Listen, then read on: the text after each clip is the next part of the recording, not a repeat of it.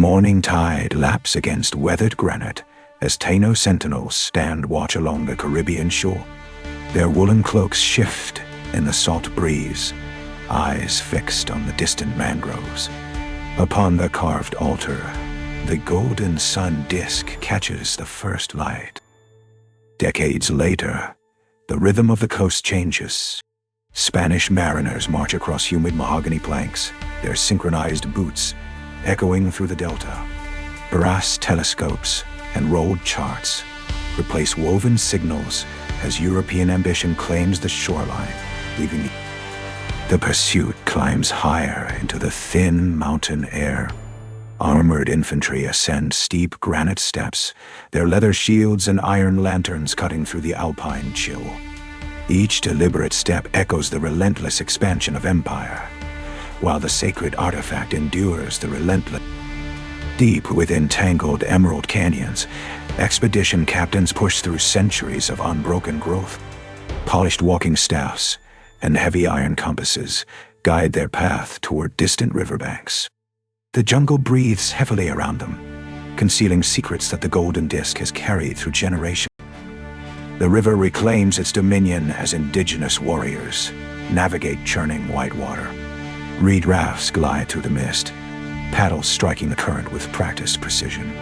Ancient mirrors catch the sun's reflection, guiding these guardians back to the waters that first cradled the sacred emblem.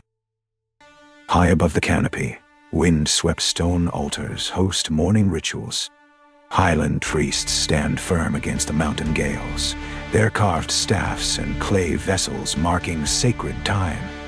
The golden disk rests once more upon ancient stone, awaiting the next chapter in its long journey. Imperial fleets gather in sheltered lagoons, their polished decks reflecting anchored galleons. Naval officers calculate tides with brass astrolabes and iron keys, charting courses across uncharted seas. The artifact, now resting upon weathered wood. Scholars in dark linen robes document the untamed wilderness, their wooden lecterns braced against damp earth. Inkwells and brass lenses capture the region's botanical wonders. As empires clash, quiet observers record the land's secrets, while the golden disk waits in patient stillness. Canopy bridges sway gently above the forest floor, woven from palm fibers and ancient tradition. Tree dwellers navigate the vertical world with steady hands and clay vessels, reading the wind through the leaves. The artifact rests upon a scholar's table, bridging earth and sky. Heavy iron doors, grown open within hidden mountain fortresses.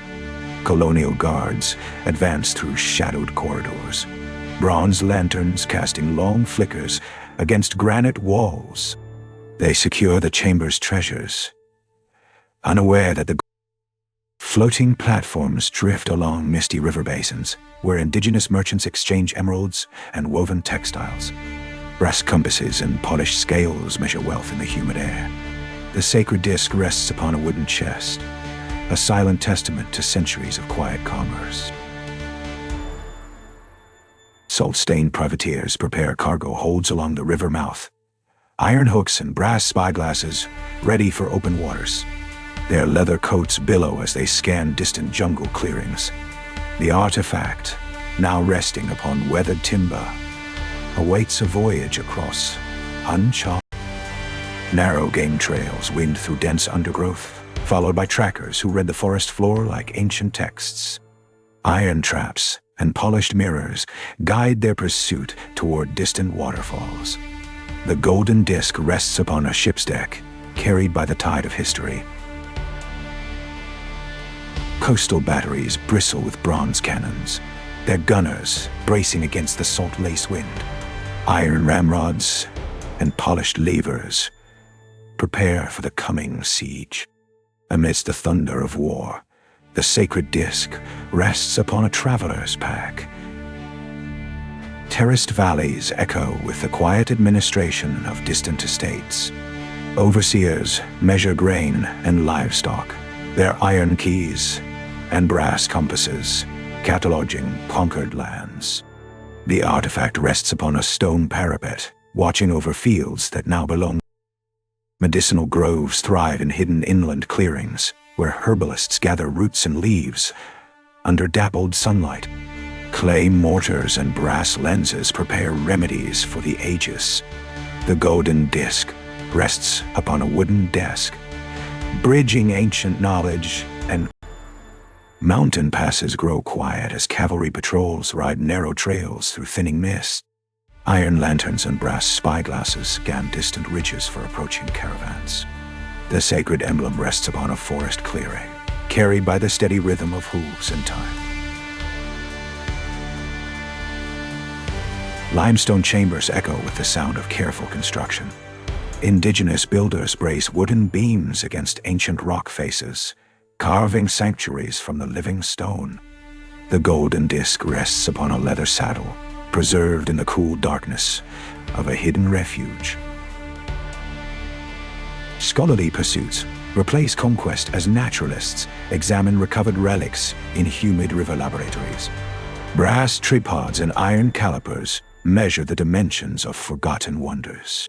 The artifact rests upon a wooden table, finally understood through the quiet lens of scientific inquiry. Centuries of travel conclude within marble halls and skylit galleries, where quiet reverence fills the air. Archivists, with gentle hands and patient hearts, position each display stand, ensuring the golden disc, ancient, sacred, luminous,